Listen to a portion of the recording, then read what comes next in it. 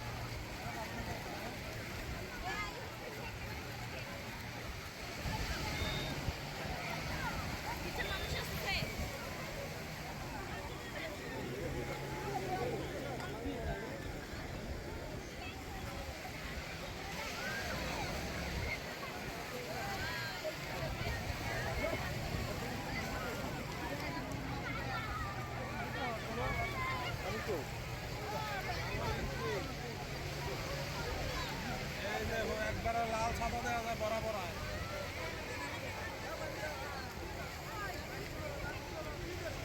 5 minute হলো। Long video করার চেষ্টা করছি, লং ভিডিও করে